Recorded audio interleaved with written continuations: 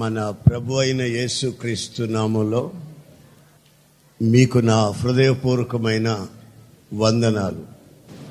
34వ కీర్తన 19వ వాక్యాన్ని నేను చదువుతాను. నీతిమంతునికి కలుగు ఆపదలు అనేకములు, వాటి అన్నింటి నుండి యెహోవా వానిని విడిపించును. ఈ వాక్య భాగంలో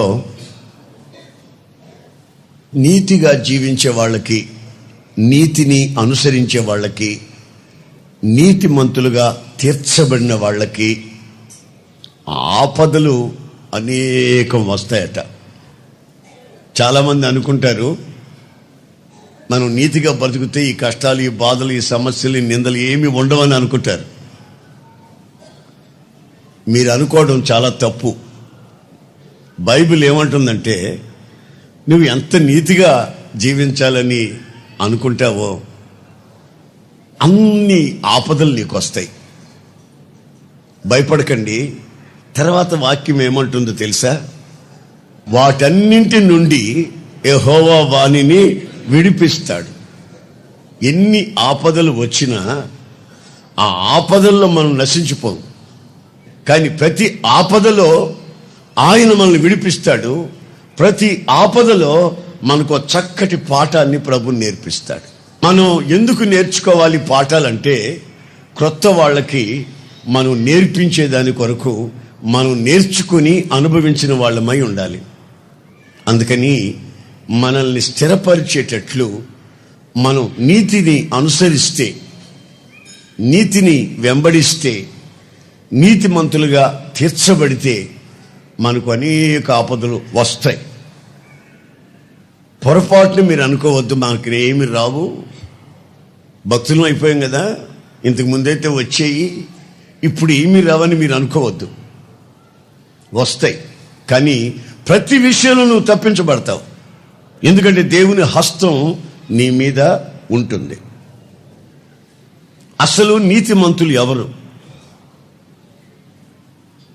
నీతిని అనుసరించడం అంటే ఏమిటి? దేవుని నీతి మనకు ఎలా వస్తుంది అనే విషయాన్ని మనం బైబిల్లో చదివితే, మన నీతి అట మురికి పేలికలాంటిదట. అయితే మనం ధరించుకోవలసింది దేవుని నీతి. దేవుని నీతి ఎవరికి వస్తుందంటే, ఎలా వస్తుందంటే, మన పాపముల నిమిత్తమై మనం పశ్చాత్తాపపడి ఇక పాపముల జోలికి వెళ్లకుండా మన బ్రతుకుని ఒక నిర్ణయానికి, తీర్మానానికి మనం వచ్చినప్పుడు, ఆ నిర్ణయము యేసు రక్తం చేత మనం కడగబడేటట్టు చేస్తుంది. యేసు రక్తం చేత కడగబడితే మనం నీతిమంతులుగా తీర్చబడతాం. ఆమె సబ్బుతో కడిగితే కాదు, యేసు రక్తం చేత కడగబడినప్పుడు మనం నీతిమంతులుగా తీర్చబడతాం. యేసు ప్రభు ఒక రోజున తన శిష్యులతో అంటున్నాడు, ఇదిగో సద్దుకయ్యులు, పరిసయ్యులు, ధర్మశాస్త్రోపదేశకులు, భక్తి సంబంధించిన వాళ్ళు చాలామంది ఉన్నారు. వాళ్ళంతా నీతిగా కొన్ని క్రియలు చేస్తుంటారు. ఏమిటంటే, పుదీనాలోను కొత్తిమీరలోను దశమ భాగాలు ఇస్తుంటారు. దశమ భాగం ఇవ్వడం దేవుని నీతి నెరవేర్చడం. అయితే వారి నీతి కంటే మీ నీతి అధికము కాని ఎడలా అన్నాడు. ఈ రిలీజియస్గా భక్తి సంబంధించిన మనుషులు ఏదో భక్తి కార్యాలు చేస్తారట, కానీ వాళ్ళ నీతి కంటే, వాళ్ళు చేస్తున్న నీతి క్రియల కంటే మరింత నీతి మీలో పెరగాలి. ఆ నీతి పెరగాలంటే ఆ నీతిని అనుసరించి నీవు నడవాలి. నీవు ఎప్పుడైతే నీతిని అనుసరించి నడుస్తూ ఉంటావో, నీతికి సంబంధించినటువంటి క్రియాపూర్వకమైన అనుభవాలు దేవుని ద్వారా నువ్వు చేస్తూ ఉంటావో, నీకు వచ్చే ప్రతి విషయం, నీకే కానివ్వండి, నీ పిల్లలకే కానివ్వండి, నీ వ్యాపారానికే కానివ్వండి, నీ వ్యక్తిగత జీవితానికే కానివ్వండి, ఎవరికైనా సరే ఏ సమస్య వచ్చినా ప్రతి సమస్యను ఎదుర్కొనేటట్లు దేవుడు నిన్ను ఆ ఆపదలో నుంచి క్షణాలు తప్పించేస్తాడు. ఆమేన్. నీకు ఆశ్చర్యం అయిపోద్ది, ఈ ఆపదలో నేను ఇలాగే కృంగిపోతానేమో, ఈ ఆపదలో ఇక నా బ్రతుకు ఇలాగే అయిపోద్దేమో, ఈ ఆపదలో నుంచి నేను లేవలేమో అని నీవు అనుకుంటావు. మరి ఆ చీకటి తెరలు లేక ఆ చేదు అనుభవాలు మాధుర్యంగా క్షణంలో మారుతాయి. అవి ఎలా మారింది కూడా నువ్వు చెప్పలేవు, ఆశ్చర్యపడిపోతావు. చాలామంది సాక్ష్యాలు చెప్తుంటే నేను వింటుంటాను. ఏమండి, స్థలం అయితే ఉంది, ఇల్లు కట్టాలని ఆశిస్తున్నాను, కానీ ప్రారంభించినప్పుడు మా చేతిలో సరిగ్గా 1600 రూపాయలు ఉందండి. ఇప్పుడు ఇల్లు కట్టి ముగించాం. పైసలు ఎలా వచ్చాయో, ఎలా కట్టగలిగామో మేము చెప్పలేకపోతున్నాం. దేవుడు అన్ని దిశలలో నుంచి ఆశ్చర్యరీతిగా తీసుకొని వచ్చి అనుగ్రహించాడు. ఒక్క పైసా అప్పు లేకుండా కూడా మేము ఇల్లు కట్టగలిగాం. 4 లక్షల రూపాయలు ఇల్లు కట్టగలిగాం. ఇది ఎలా కట్టగలిగామో నేను చెప్పలేనండి. నా ప్రియమైన సహోదరులారా, దేవుడు ఆశీర్వదించే ఆ దిశ చిన్న మనస్సుతో నీవు దాన్ని లెక్క కట్టి చెప్పలేని పరిస్థితికి వస్తావు. దాన్ని అంటారు కృపా సమృద్ధి, దాన్ని అంటారు కృపా బాహుళ్యం. అది నీకు లెక్కకి అందదు, అన్సర్చబుల్. నువ్వు దాన్ని వెతికి కనుగొని ఇది అని చెప్పలేని పరిస్థితుల్లో దేవుడు నిన్ను అంతకంతకి అలా ఆశీర్వదిస్తాడు. ఆపదల్లో నుంచి అలా నిన్ను తప్పిస్తూ వెళ్ళిపోతాడు. ఎలా తప్పించుకున్నానని నువ్వు చెప్పలేవు. అంతటి ఆశ్చర్యమైన కార్యాలు నీ బ్రతుకులో ఆయన చేస్తాడు. ఎప్పుడు నీవు మొదట నీతిమంతునిగా తీర్చబడాలి, నీతిని అనుసరించి ముందుకు నడుస్తూ ఉండాలి, ఎక్కడ వెనకంజ వేయకూడదు. ఒకసారి ఇట్లాగే ఒక దేవాలయంలోకి ఒక అతను వచ్చాడు.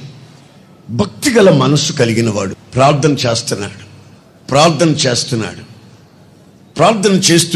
చేస్తూ అయ్యా, నేను వారానికి ఇన్ని రోజులు ఉపవాసం ఉంటున్నాను, నేను 10వ భాగంలో నమ్మకంగా ఉంటున్నాను, నేను కూర్చొని ఎప్పుడు ప్రార్థన చేయను, నిలబడుకొని చేస్తాను, నీ మందిర ఆవరణాన్ని నేను పొరపాటును కూడా విడిచిపెట్టను, ఎప్పుడు మందిరాన్ని కనిపెట్టుకొని ఉంటాను. అయ్యా నా ప్రభువా, అదిగో ఆ పనికిమాలినోడు వల్ల నేను కాదయ్యా, చాలా భక్తులని ప్రార్థన చేస్తున్నాడు. ఈయన ప్రార్థన అయిపోయిన తర్వాత ఆ దుర్మార్గుడు ప్రార్థన ప్రారంభించాడు. అతనిలాగా చేతుల పైకి తలపైకి ప్రార్థన చేద్దాం అనుకున్నాడు, కానీ తల పైకెత్తలేకపోయాడు. తాను చేసిన పాపాలన్నీ తన మీద భారంగా ఉన్నాయి.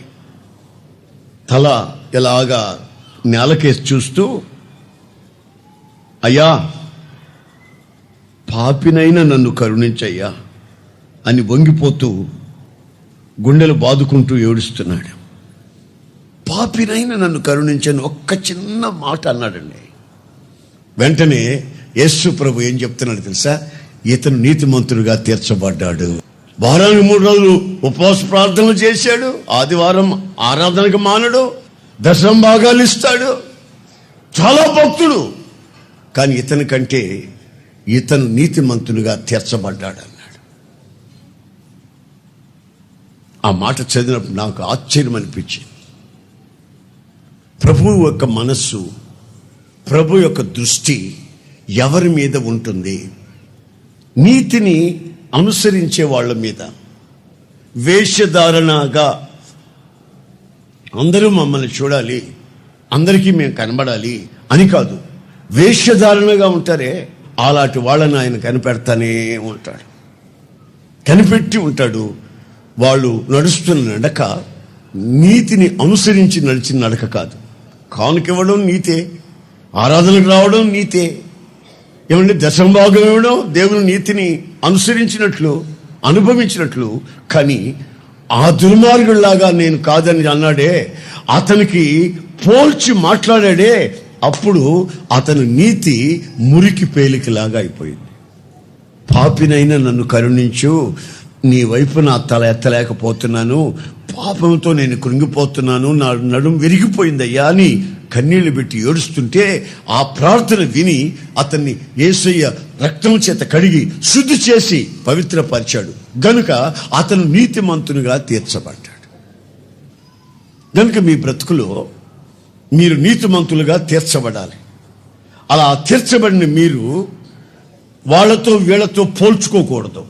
మీతో ఇంకొకళ్ళు వస్తుంటారు కదా, వాళ్ళు రాలేదేంటి ఈ వారం అని అడిగా నేను. వాళ్ళ అయ్యగారు వాళ్ళకి సినిమా పిచ్చి ఎక్కువైపోయిందిలేండి అన్నారు. అంటే సినిమా పిచ్చి అంటే ఈ మధ్య 4-5 సినిమాలు చూశారండి వాళ్ళు, మొహం జలక రావటం లేదని అని అన్నారు. తర్వాత ఇంకొక ఆమె పక్కన చేరి మీరు కూడా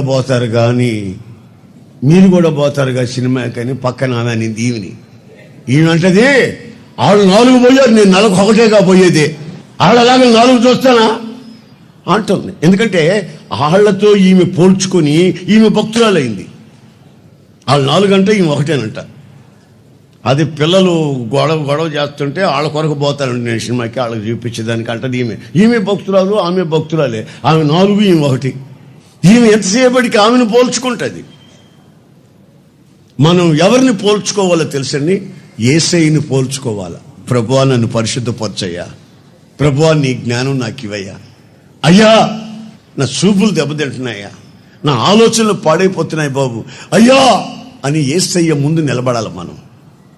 అప్పుడు మన భక్తి ఏమిటో, మన ప్రార్థన ఏమిటో, మన త్యాగం ఏమిటో అది అర్థమైపోతుంది. నేను 10వ భాగం ఇస్తున్నా కవరావు అంటాడు ఒక ఆయన. యేసయ్య ముందు నిలబడితే యేసయ్య ఏమంటాడు తెలుసా, పిచ్చోడా 4,000 రూపాయలు ఇస్తే 4,000 నీకు వస్తే 400 ఇస్తున్నావు, అది పెద్దగా చెప్పుకుంటున్నావు. నేను నా స్వరక్తాన్ని ఇచ్చానురా, నా ప్రాణాన్ని ఇచ్చాను నీ కొరకు, ఏమో పెద్ద గొప్పగా చెప్పుకుంటున్నావు, నా ప్రాణాన్ని నీకు ఇచ్చాను. ఆయన ముందు నిలబడుకోవాలి.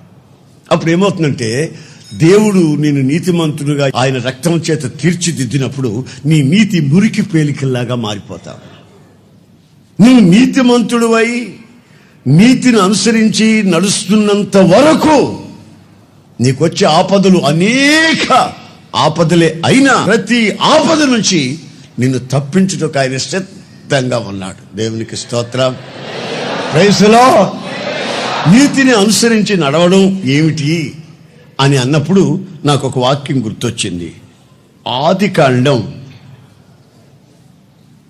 6వ అధ్యాయం 9వ వాక్యం. నోవహు అనే వ్యక్తి తన తరములో నీతిమంతుడు, నిందారహితుడు. ఆయన నీతిమంతుడు అని వాక్యం చెప్తుంది. నోవహు అనే ఒక వ్యక్తిని గురించి బైబిల్ చెప్తుంది అతను నీతిమంతుడు అని. మరి అతను నీతిమంతుడు ఎలా అయ్యాడు అని మనం గమనించినట్లయితే అతను దేవునితో నడిచాడు అని ఉంది. ఒక మనిషి దేవునితో నడవడం అంటే మామూలు పనేనా? దేవునితో నడిస్తే వాళ్ళిద్దరూ మాట్లాడుకోకుండా ఉంటారా? దేవునితో నడిస్తే ఈ నోవహుకి ఆకలైనప్పుడు అన్నం పెట్టించుకుంటా ఉంటాడా? ఊపిరి లేదు నడవలేనంటే ఆయన ఎత్తుకోకుండా ఉంటాడా? ఆయన అంటాడు ముదిమి వచ్చే వరకు ఎత్తుకుంటాను నిన్ను. కొంచెం బరువు ఎక్కేసరికి ఎత్తుకోలేక దొన్నపోతున్నట్టును ఇంకా ఎత్తుకొని తిరగాలి నేను, ఇంకా పాలు దాపుతున్నావు దరిద్రుడా దిగా. కన్న తల్లి ఆ మాట అంటదండి దిగమని. ఆయన అంటాడు నువ్వు ముదిమి వచ్చి ముసలితనంలో నరుసిన వెంట్రుకలతో నిండు వృద్ధాప్యం వచ్చినా నిన్ను నేను ఎత్తుకొని నడిపిస్తాను, దాటలేని చోట నిన్ను దాటిస్తాను, నీకు ఆకలైతే నేను ఆహారం పెడతాను, నీవు నాతో నడవాలి. దేవునితో నడవడం అంటే ఏమిటో తెలుసా? దేవుని వాక్యానుసారం నడవడం. యేసయ్య దిగొచ్చి ఏళ్ళు పట్టుకో అంటే మనం పట్టుకుంటాం, ఆయన పోతుంటే మనం ఆయనతో వెళ్తాం. యేసు ప్రభు వచ్చి పట్టుకోరు ఏలంటే ఎవరు పట్టుకోరు? అందరం పట్టుకుంటాం. అంతకంటే వాక్యం ఏంటని. కానీ ఆయన రాడు, వాక్యాన్ని చెబుతాడు, వాక్యానుసారంగా నడవమంటాడు. ఇప్పుడు వాక్యానుసారం అనేసరికి కొంచెం ఆలోచించాల్సి వస్తుంది. ఎందుకని అబద్ధం చెప్పకూడదు కదా, ఎందుకంటే చెడు చూపులు చూడకూడదు కదండి, ఎందుకంటే ఆ కొంపకి ఈ కొంపకి పోకూడదు కదా. వాక్యం ప్రకారం ఒక్కొక్కరు ఒక్కొక్కరితో నడుస్తారు, ఒక్కొక్క అలవాటుతో నడుస్తారు, ఒక్కొక్క సమస్యలో నడుస్తారు. అయితే దేవుని వాక్యం అంటుంది నోవహుని నీతిమంతుడు అంటుంది. ఎందుకు నీతిమంతుడు ఆయన అయ్యాడంటే ఆయన తరంలో నీతి ఆయనకి ఎలా కలిగిందంటే దేవునితో నడవడం అలవాటు చేసుకున్నాడు. భార్య ఉన్నా, పిల్లలున్నా, తనకి బాధ్యతలే ఉన్నా ఎప్పుడు దేవునితో నడవడం ప్రారంభించాడు. దేవునితో నడిచేటప్పుడు సిగరెట్ కాల్చగలడండి, దేవునితో నడిచేటప్పుడు చెడు తలంపులు వస్తాయండి, దేవునితో నడిచేటప్పుడు నోరు తెరిచి చతురు మాటలు సరస్వక్తులు పలకగలడండి. అది అతనికి నీతిగా ఎంచబడినది. దేవుని వాక్యానుసారం మీరు నడిచినప్పుడు ఆ నడక మీ వ్యక్తిగత జీవితానికి నీతిని అనుసరింప చేస్తుంది కనుక నీతిమంతునికి ఎన్నో ఆపదలు వస్తాయి. వాటి అన్నింటి నుండి ఆయన నిన్ను కాపాడుతాడు. నేను విచ్చలవిడిగా తిరుగుతాను, నన్ను ఆయన కాపాడటం లేదు, ఆదివారం ప్రార్థనకు వస్తున్నాను, మీ ప్రార్థనగా వస్తున్నాను, సందా కూడా వేస్తున్నాను, చిల్లర మార్చి అంటే కుదరదు. నీవు దేవునితో, దేవుని వాక్యంతో నడవాలి. ఎన్ని ఆపదలు వచ్చినా సరే నీ శత్రువు ఇంతటితో వీడి పని అయిపోయింది అనుకుంటుంటాడు, మళ్ళా నువ్వు ఆనందంతో లేచేస్తూ ఉంటావు. వాడు సిగ్గుపడిపోయి అమ్మో వీడు మళ్ళా లేచాడు అనుకుంటాడు. నా ప్రియమైన సహోదరులారా, ఆశ్చర్యమైన ఒక విడుదల, ఆశ్చర్యముగా నిన్ను నీ జీవితంలో అడుగడుగులు తప్పించి సాతాను కబంధ హస్తాల్లో నిన్ను విడిపించే ఆ యొక్క ఉన్నతమైన అనుభవాన్ని ప్రభు నీకు ఇవ్వాలని ఆయనతో నడవమంటున్నాడు. ప్రార్థన చేసి చెప్పండి, నేతన్న గారు మా కష్టాలు తొలుగుతాయా, ఇంకెన్నాళ్ళు ఉంటాయి, 6 నెలల 3 నెలల అని చెప్పాడు. ఆడైతే చెప్తాడు, ఆ చేసి వస్తుంటాడే, అమ్మ ఇంక 3 నెలలు నీకు కష్టాలు తప్పవు, ఇదిగో ఇది రావు కాలం తప్పింది, ఇదిగో ఇంకా 5-6 రోజుల్లో నీకు స్టార్ వెలిగిపోద్ది, నక్షత్రం వెలిగిపోద్ది, నీ కళ బాగొచ్చేస్తుంది, నీ రేఖలు బాగున్నాయని ఆ పనికిమాల వాళ్ళు చెప్తారు. నా కొడుకు ఈ సంవత్సరం పెళ్ళి అవుతుందా అవదా, నా కూతురికి అవుతుందా అవదా, ఇంట్లో ఉన్న దూడపోయింది దొరుకుతుందా దొరకదా, ఇవన్నీ చలక ప్రశ్నలు, జోష్యం. నీ సమస్య తొలగాలి అనుకుంటే ప్రార్థన చేసి చెప్పండి, దర్శనాలు చెప్పండి, కళలు చెప్పండి, నువ్వు అది చెప్పండి ఇది చెప్పండి అనుకున్నా ముందు నువ్వు దేవునితో నడవడం ప్రారంభిస్తే అదంతట అవే తొలగిపోతా ఉంటాయి. నీతిని అనుసరించిన వాళ్ళకి ఆపదలు తప్పుతాయి. ఆపదలు దేవుడు తానే వచ్చి విడిపిస్తాడు. మరి ఎవరు మనుషులు కాదండి, దేవుడే వచ్చి విడిపిస్తాడు. దేవునికి అసాధ్యమైనది ఏముందండి? హెబ్రీ పత్రిక 11వ అధ్యాయం 4వ వాక్యంలో మీరు ఈ మాటని చూస్తారు. హేబేలు నీతిమంతుడని దేవుని ద్వారా సాక్ష్యం పొందాడు. ఎందుకని అని అక్కడ రాసింది. ఎందుకని ఈ సాక్ష్యం దేవుడు అతనికి ఇచ్చాడంటే అతను అర్పించినటువంటి ఆ బలి శ్రేష్టమైనటువంటి బలి, కానుక, శ్రేష్టమైనటువంటి అర్పణ. తనకు అవసరం లేనిది కాదండి, తనకు ఏది శ్రేష్టమైందో, ఏది విలువైందో దాన్ని తీసుకొని వచ్చి దేవునికి అర్పించాడు. మచ్చ, డాగు, ముడత లేనిది, జబ్బు లేనిది, ప్రశస్తమైనది, ప్రథమ ఫలముగా ఉన్నది, తనకు ఏది చాలా విలువైందో దాన్ని తీసుకొని వచ్చి దేవునికి బలి అర్పిస్తున్నాడు. మీరు దేవునికి ఏదైనా ఇచ్చేటప్పుడు మీ అర్పణ, మీ కానుక నీతిని అనుసరించిన ప్రజలు మీరు అయితే, ప్రతి ఒక్క ఆపద తప్పించాలి అనుకుంటే మీరిచ్చే ఆ కానుక శ్రేష్టమైనదై ఉండాలి, అది పవిత్రమైనదై ఉండాలి. 2 అన్నదమ్ముళ్ళు దేవునికి కానుక తెచ్చారండి. ఒకతను ఏం కానుక తెచ్చాడు? పొలములో ఉన్నటువంటి ధాన్యమంతా బస్తాలు బస్తాలు ఇంటికి పంపించాడు. చివరిలో మట్టి మశానంతో నింపబడి చెత్త చెదారం అంతా ఉంటే అట్లు 2 బస్తాలు ఎత్తాడు.